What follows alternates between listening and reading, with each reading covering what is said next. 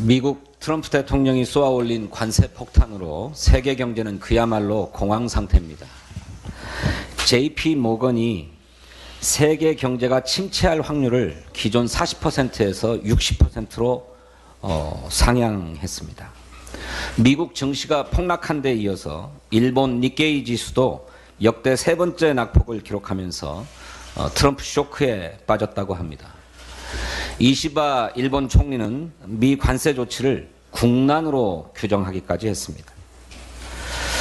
어제 뉴욕 증시는 트럼프 대통령이 관세 유예를 검토한다는 소식이 전해지면서 순식간에 급등하기도 했습니다. 하지만 백악관이 공식적으로 가짜뉴스다 이렇게 확인하면서 15분 만에 다시 하락세로 돌아섰습니다. 이에 대해 미국 CNN은 투자자들이 트럼프 대통령이 무역전쟁을 중단하기를 얼마나 절실히 원하는지를 보여준다고 평가했습니다. 한 투자사는 투자업계의 트럼프 대통령 지지층에서도 관세 정책을 지지하는 사람은 거의 없어 보인다고도 했습니다. 이렇듯 미국 내에서도 우려가 크게 제기되고 있는 만큼 전방위적인 대미 통상 외교를 통해서 미국 정부를 설득해야 합니다. 한미 자유무역 협정을 체결하고 있는 우리나라는 사실상 대미 관세가 없다는 점을 미국 정부가 분명하게 인식하도록 해야 합니다. 또 미국 정부가 주장하는 비관세 장벽이라고 하는 것도 모든 나라가 필수적으로 하고 있는 것입니다. 과장되었다라고 하는 점을 설득해야 합니다. 뿐만 아니라 트럼프 1기 당시 한국의 대미 무역 흑자는 미국에 대한 현지 투자로 사실상 모두 환원되었다는 사실도 납득시켜야 합니다.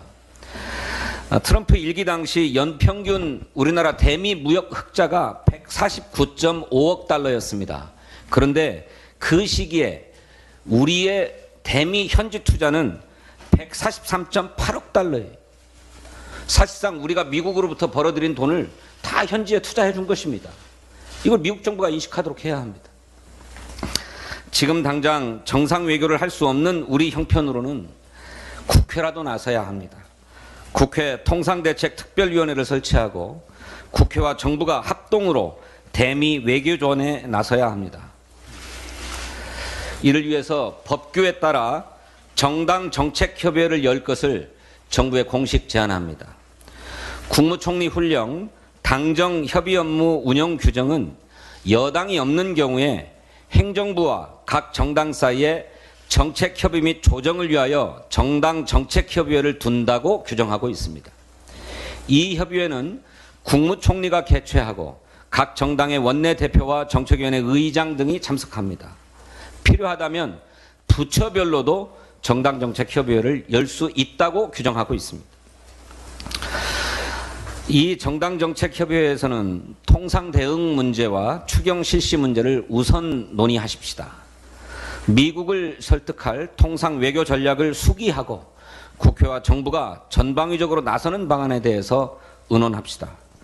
또 관세 폭탄과 내란 사태로 생존의 위기에 내몰려 있는 우리 수출 기업과 자영업 소상공인을 위한 지원 방안을 의논합시다.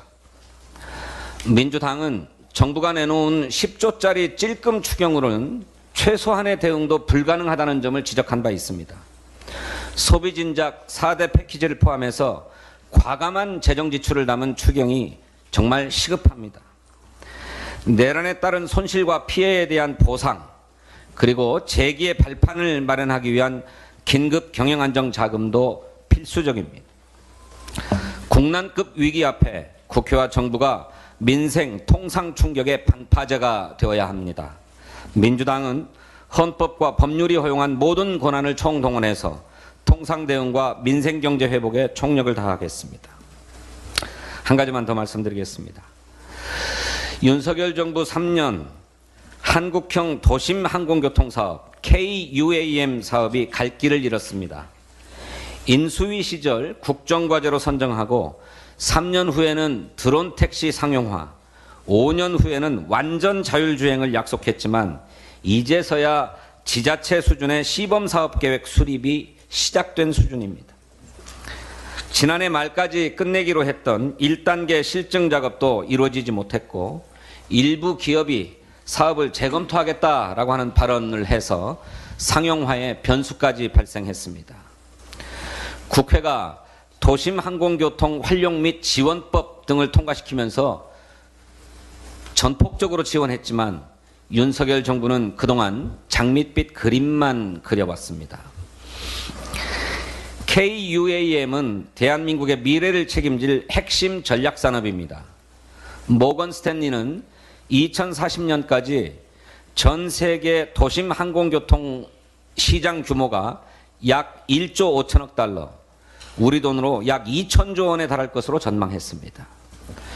국토교통부와 항공안전기술원 등도 국내 도심항공교통 시장 규모가 2040년까지 110억 달러에 이를 것으로 바라봤습니다. 민주당이 윤석열 정권 3년간 멈췄던 KUAM의 성장 엔진에 재시동을 걸겠습니다. 상용화 일정을 재검토하고 조기 상용화를 위한 실증 및 지원 체계를 마련하겠습니다. 운항 난이도가 상대적으로 낮은 공항 셔틀과 관광, 공공을 중심으로 한 로드맵을 설계하고 공공의 지원도 확대할 것입니다. 자율주행, 스마트 도시, 4차원 지도 등 빅데이터 산업에 대한 규제를 재검토해서 실증화의 토대도 구축하겠습니다.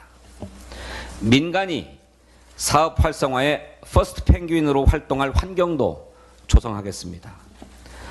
민주당은 KUAM, 인공지능, 바이오 등 미래 산업에서 대한민국이 선도국가로 자리매김하도록 국가 주도의 과감한 투자를 아끼지 않을 것입니다. 감사합니다.